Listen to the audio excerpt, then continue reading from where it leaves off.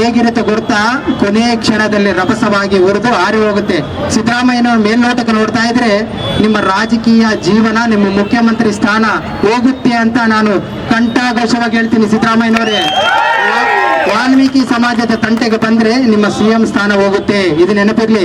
ಸಿದ್ದರಾಮಯ್ಯನವರೇ, ಬುಡಕಟ್ಟು ಸಮಾಜದ ವ್ಯಕ್ತಿಗಳನ್ನು ಪರಿಶಿಷ್ಟ ಪಂಗಡಕ್ಕೆ ಸೇರಿಸುವುದಕ್ಕೆ ಯಾವುದೇ ರೀತಿ ವಿರೋಧ ಇಲ್ಲ. ಕುರುಬ ಸಮಾಜದವರು ಆರ್ಥಿಕವಾಗಿ, ರಾಜಕೀಯವಾಗಿ, ಶೈಕ್ಷಣಿಕವಾಗಿ ಬಲಿಷ್ಠ ಇರ್ತಕ್ಕಂಥ ಸಂಖ್ಯೆ. ನಮ್ಮ ವಾಲ್ಮೀಕಿ ಸಮಾಜದವರು ಬೆರಳೆಣಿಕೆ ಜನಗಳು ಶಾಸಕರಾಗಿದ್ದೇವೆ ಅಂದ್ರೆ ಮೀಸಲಾತಿಯಿಂದ ಮಾತ್ರ ಸಾಧ್ಯ. ಆ ಮೀಸಲಾತಿನಲ್ಲಿ ಕುರುಬ ಸಮಾಜದವರು ಬಂದ ತಕ್ಷಣ ನಮ್ಮ ಸಮಾಜದ ರಾಜಕೀಯ ಭೂಷಣ ಕ್ಷೀಣಿಸ್ತದೆ. ಅದಕ್ಕೆ ಮೂಲ ಕಾರಣ ನೀವೇ.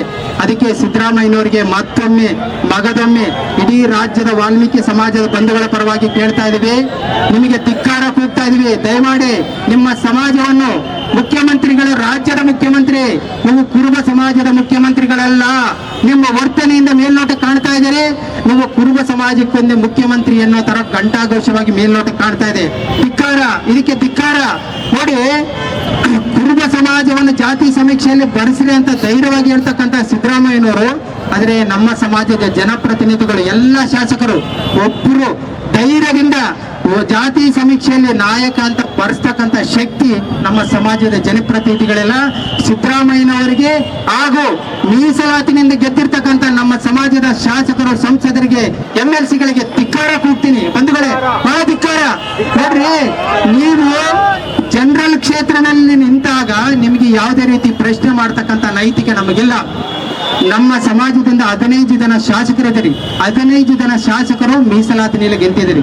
ಭಾರತ ಸಂವಿಧಾನ ಡಾಕ್ಟರ್ BR ಅಂಬೇಡ್ಕರ್ ಬರೆದ ಸಂವಿಧಾನದ ಅಡಿಯಲ್ಲಿ ವಾಲ್ಮೀಕಿ ಸಮಾಜದಲ್ಲಿ ಹುಟ್ಟಿದಿರಂತ ನೀವು ಶಾಸಕರಾಗಿದ್ದೀರಿ. ಇಲ್ಲಾಂದ್ರೆ ನಮ್ಮಗಳ ಯೋಕ್ತಿಗೆ ನಾವು ಒಬ್ರು ಆಗಲ್ಲ. ಬಹುಸಂಖ್ಯಾತರು ಇರ್ತಕ್ಕಂಥ ಜನರಲ್ ನಿಲ್ತಕ್ಕಂಥ ಶಕ್ತಿ ಯಾರಿಗೈತ್ರಿ? ನಮ್ಮ ಸಮಾಜದವರು ಬೂಟಾಟಿಗೆ ಮಾತಾಡ್ತಾರೆ. ಇದರಲ್ಲಿ ಸಿದ್ದರಾಮಯ್ಯ ತಪ್ಪಲ್ಲ, ನಮ್ಮ ಸಮಾಜದ ಜನಪ್ರತಿನಿಧಿಗಳು ತಪ್ಪಿದೆ. ಮಾನ್ಯ ಶ್ರೀ ಸಮಾಜದ 15 ಶಾಸಕರು, 2 ಸಂಸದರು ಏನ್ ಮಾಡ್ತಾ ಇದ್ರಿ? ಕಟ್ಟೆಕಾಳು ತಿಂತಾರೆ. ನೀವು ಏನ್ ಮಾಡ್ತಾ ಇದ್ರಿ? ಸಮಾಜ ಪರವಾಗಿ ಜನ ಎತ್ತರಿ, ಏನು ಕೆಟ್ಟ ಇಲ್ಲ ಅಂದ್ರೆ ನೀವು ಚುನಾವಣೆಗೆ ಅನುಕೂಲವಾದ ನಿಟ್ಟಿನಲ್ಲಿ ಕೆಲಸ ಮಾಡಿ. ನಾವು ಬೇರೆ ಸಮಾಜದವರ ಧ್ವನಿ ಎತ್ತಿದ್ರೆ ಅವರು ನಮಗೆ ಮತ ಹಾಕಲ್ಲ ಅಂತ ಒಂದು ರಾಜಕೀಯ ಶಾಡಿಸ್ಟ್ ಮನೋಭಾವ ಇಟ್ಕೊಂಡು ಧ್ವನಿ ಎತ್ತುತ್ತಾ ಇಲ್ವಾ? ಅದರಿಗೆ ನಿಮಗೆ ಅವಶ್ಯಕತೆ ಇಲ್ಲ. ನೋಡಿ, ಮಾನ್ಯ ಸಿದ್ದರಾಮಯ್ಯ ಜೊತೆಗೆ ನಮ್ಮ ಸಮಾಜದ ಜೊತೆಗೆ ನಮ್ಮ ಎಲ್ಲರ ಮುಖಾಂತರ ಆಗ್ರಹ ಪಡಿಸೋದೇನೆಂದ್ರೆ, ಮುಂದಿನ ದಿನದಲ್ಲಿ ವಾಲ್ಮೀಕಿ ಸಮಾಜದ ಪರವಾಗಿ ನಮ್ಮ ಶಾಸಕರು ಧ್ವನಿ ಎತ್ತಿಲ್ಲ ಅಂದ್ರೆ ನಿಮ್ಮ ಮನೆಗಳ ವಿರುದ್ಧ ನಾವು ಧರಣಿ ಮಾಡ್ತೀವಿ, ಇದು ನೆನಪಿರ್ಲಿ. ಅದಕ್ಕೆ ದಯಮಾಡಿ ನಮ್ಮ ಸಮಾಜದ ಸಂಸದರು, ಶಾಸಕರು ನಮ್ಮ ಜೊತೆಗೆ ಪಾಲ್ಗೊಳ್ಬೇಕಾಗಿ ಮತ್ತೊಮ್ಮೆ ಮಗದೊಮ್ಮೆ ಅವ್ರು ವಿನಂತಿ ಮಾಡ್ತಾ ಇದ್ದೀನಿ. ಇನ್ನ ಜಾರಿ ಆಗಿಲ್ಲ ನಮ್ಮಲ್ಲಿ. ಇರೋ 3 ಮೀಸಲಾತಿ ಒಳಗಡೆ ನಿಮ್ಮ ಕುರುಬರನ್ನ ಸೇರಿಸಿ ಇನ್ನೆಷ್ಟು ಉದ್ಧಾರ ಮಾಡ್ಬೇಕಾಗಿ ಅಂತೇಳಿ ನೀವು ಅನ್ಕೊಂತಾ ಇದ್ದೀರಿ ಹೇಳ್ರಿ.